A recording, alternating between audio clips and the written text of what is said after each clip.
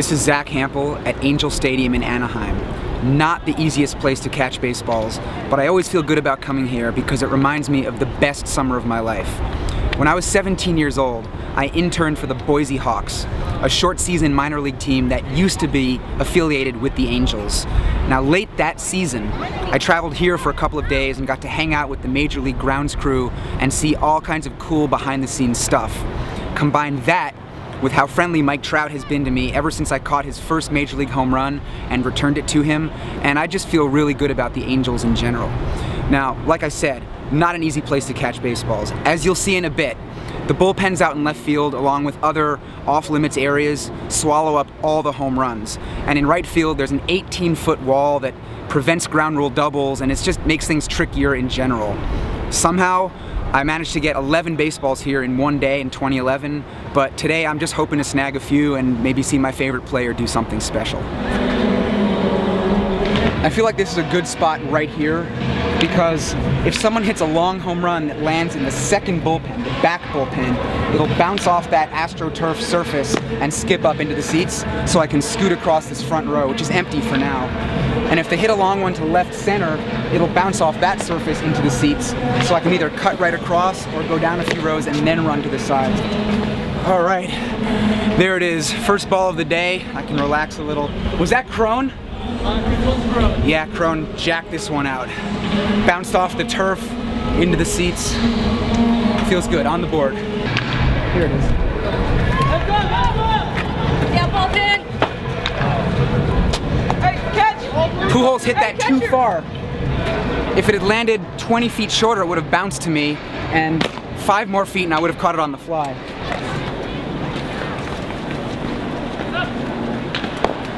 There is a lot of dead space behind the wall in center field and left center. I mean, you could like park an airplane there probably, and it's just a lot of room where home runs land, and I can't get there, I can't catch the balls. And of course I'm standing behind the bullpens here, that eats up a lot of space. Heads up! Got a little caught up on that one on the railing. Those high ones are tough, really tough.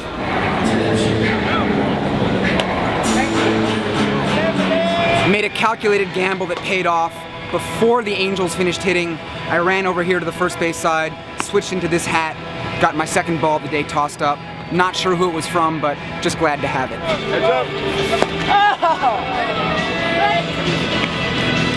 That was close.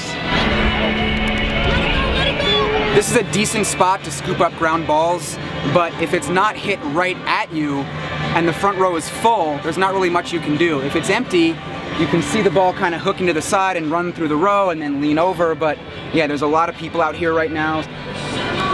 Thank you. Hey, Thanks. first ball at Angel Stadium? That's what's up. I'm just constantly feeling out of place today. Just headed up to straightaway right field. It's crowded, there are more righties hitting in this group, and I mean, I'm here for 30 seconds taking one look at it and I already don't like it, so I want to head to left field again.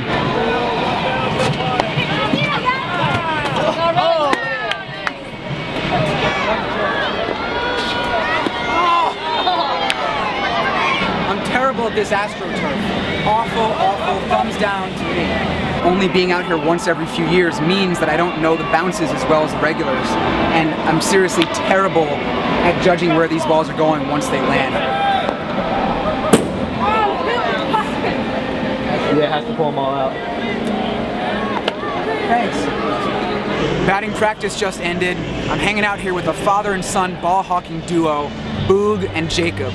Now Jacob brought a couple copies of my books for me to sign, Watching Baseball Smarter and The Baseball. This book has a section called Celebrity Ball Hawks. There's a wannabe ball hawk in there named Charlie Sheen, and I want to share a fun fact from the book that's especially relevant in this area at Angel Stadium. Back in 1996, before the Angels renovated, this whole area was just like one huge patch of open seats. Charlie Sheen paid more than $6,000 for the entire 2,600 seat pavilion, just so that he and 3 friends could have it all to themselves and try to catch a home run. They came up empty.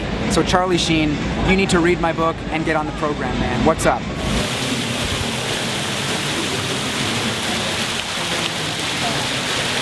You got the rock formation, which, by the way, lesser known fact, forms the letter A. You can see that in the background. The flagpoles, the bushes, the rocks. Very nice to look at, but it just swallows up so much prime real estate for catching home runs. Drives me crazy.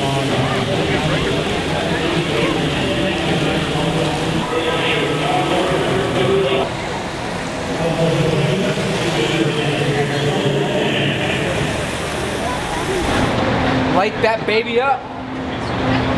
The game is about to begin. I tried to get down on the third base side to say a quick hello to Trout. Stopped by the ushers. That was kind of a bummer, but you know, it happens. And now I'm over here on the first base side. Maybe get a third out ball from the Twins. If that happens early, I might head out to the outfield and try to catch a home run.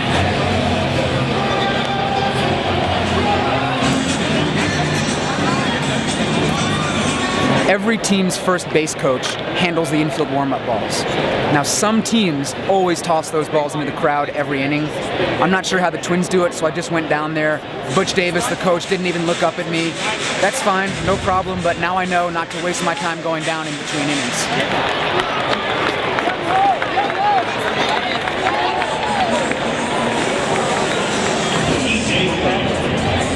Mike Trout hit that one, ended up being an out, lowering his batting average. Definitely didn't need that ball in my collection. Angel Stadium is the fourth oldest ballpark in the major leagues, behind Fenway, Wrigley, and Dodger Stadium. One way that you can tell that a ballpark is old is when they have these narrow, dark concourses that are closed off. You can't even see the field right now. I feel like Angel Stadium could definitely be replaced in the next, I don't know, 5, 10, 15 years. Bottom of the fifth inning, I'm out here in right field with Jonathan, a regular at Angel Stadium, who not only invented this famous TroutNet, but caught a Mike Trout grand slam in one of them. It was all over TV. So he brings a few of these every game. He lends them out to other fans so they can try to catch the warm-up balls in between innings. Calhoun and Trout alternate throwing them up all game. And then the fans who catch them get to keep them. So I'm gonna borrow this and hopefully get a toss-up from one of these guys.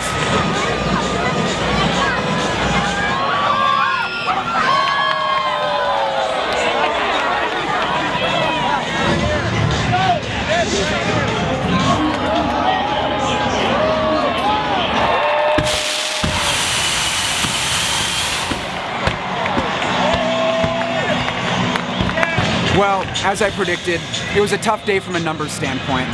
I ended up getting 5 baseballs, gave 3 away, lifetime total 9,016. But 5 is considerably below my average per game. And even beyond that, you know, I just felt like I was out of position during BP, missed some opportunities, not playing balls bouncing well off the AstroTurf.